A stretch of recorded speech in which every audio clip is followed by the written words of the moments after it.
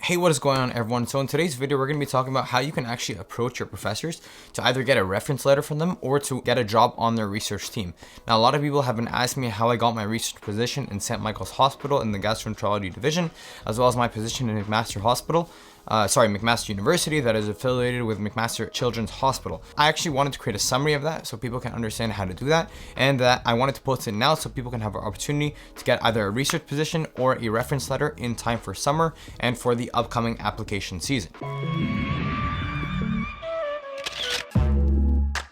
Now you might be asking yourself, why do I need to get a research position, or why might I need a good reference letter? And this actually comes to grad school applications. Whether you wanted to get into medical school, pharmacy school, dentistry, engineering, or even law school, you might need to get into a research position in order to basically make your resume look much better and to make you more competitive into getting to the program of your choice. Now, one way you could do this is actually by sending a cold email. A cold email is essentially an email that you send to a professor or a doctor and saying, hey, my name is, Michael Atala. I go to school at the University of Waterloo. This is my resume.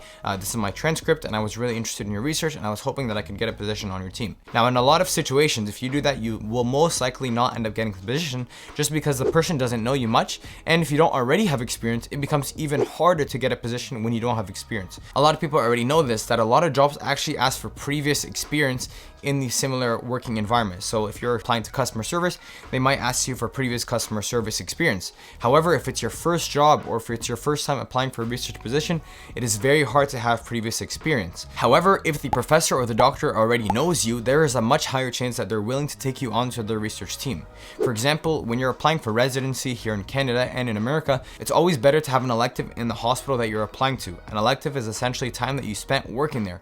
That way, the people that are going to be taking you onto their residency already know who you are, and that way you have a better chance of actually getting in and matching to that specific residency program. The same thing happens with research or with job opportunities or with getting a reference letter. It's always better to get to know the person first before you ask them for a reference letter, research position, and so on and so forth. Now, how can you actually get to know the person that you're about to get a research position from or a reference letter? And I've actually found that there are 6 different ways that you could do this. Now, the first method is sitting in the front of class. Now, keep in mind, it's best if you do all these methods combined. However, each of these methods is important in order to ensure that you have the best chance of actually getting a reference letter or being taken on to a research team. The first thing is sitting in the front in class. Now, a lot of professors, my neighbor actually, he is a professor in economics, and I was talking to him and he told me that from the first day of class, he knows which students are here to do well and which students don't really care about the class based on where the student is sitting. So it's very important that on your first day of classes or right away to go sit in the front of class, because this allows the professor to get exposure to who you are. They'll be able to recognize you more when you come and talk to them because they've seen you way more in class and they see you focusing.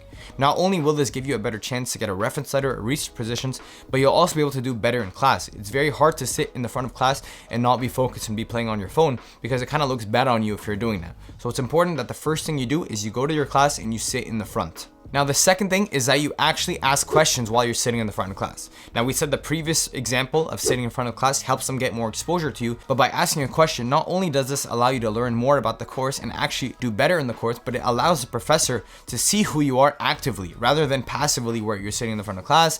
Maybe they'll see you, maybe they won't. Now they definitely know who you are because you're actively asking questions, and this also makes them feel better about themselves because it shows that you are focusing in class. Now, the next thing is going to office hours. Now, for every single class, there are office hours, and it is very important that you go to office hours either once a week, once every 2 weeks, so on and so forth, because again, it's all about getting exposure to who you are, allowing the professor to figure out who you are and seeing that you're motivated and you're willing to learn in their class. Now, going to office hours again also helps you do better in school because you start to ask questions about the things that you're missing. It's also key to ask smart questions, not just any question relating to anything. If they explain it in class, it's best not to ask that question unless you actually don't understand it and you're actually willing to learn when you go to that office hour.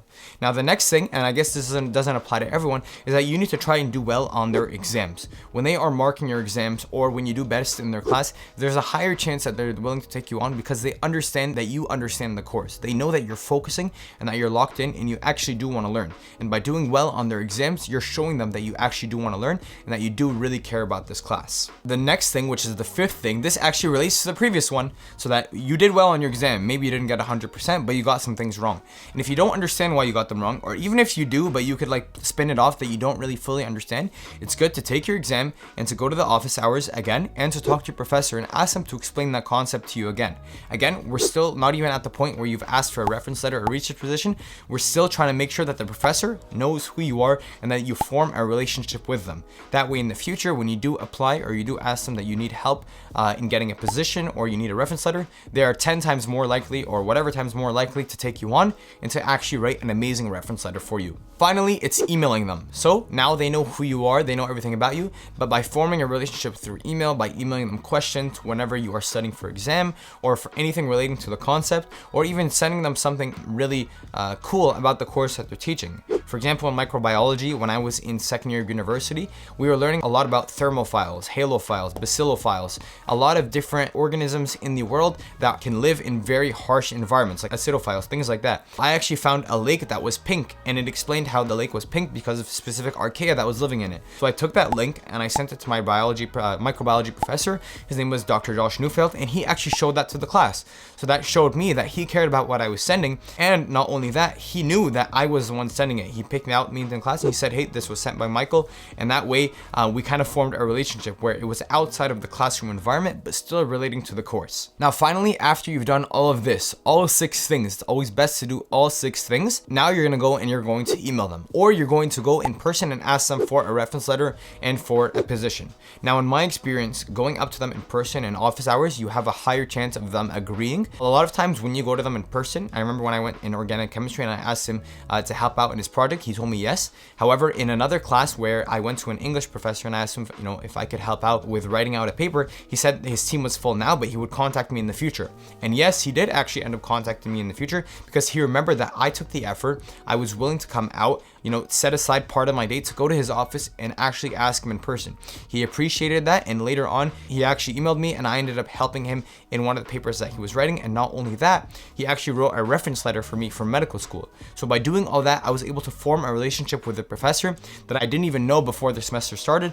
But after I had finished the semester, we formed a great relationship that even to this day, we still talk over email about different concepts relating to research. Now, the final thing is also really, really important that you don't do this for every single one of your classes. It's obviously not possible to do this for every single one of your classes.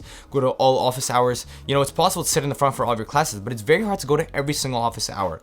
I would recommend that you do this for the classes where you want to do well in those classes while also wanting to get a research position or a reference letter. For example, if you're applying to medical school, it's not really smart to do this for a class where I'd say it's statistics, because that doesn't really relate to medicine. However, for biology or chemistry or physiology, you could do this for a class like that because their reference will go a long way in determining whether you get into medical school or not. So figure out the classes that you should do this for and that you want to do this for, and then go about sitting in the front of class and following that 6-step guideline in order to make sure that you have the highest chance of getting a reference letter and or a research position with that professor. Thank you guys so much for watching. I really hope this video was beneficial to you guys and that you're able to take out some information from it. If you do have any questions or comments, definitely make sure to comment them down below in the comments down below. Wow, I said comments like 4 times. Thank you guys so much for watching. Take care and take it easy.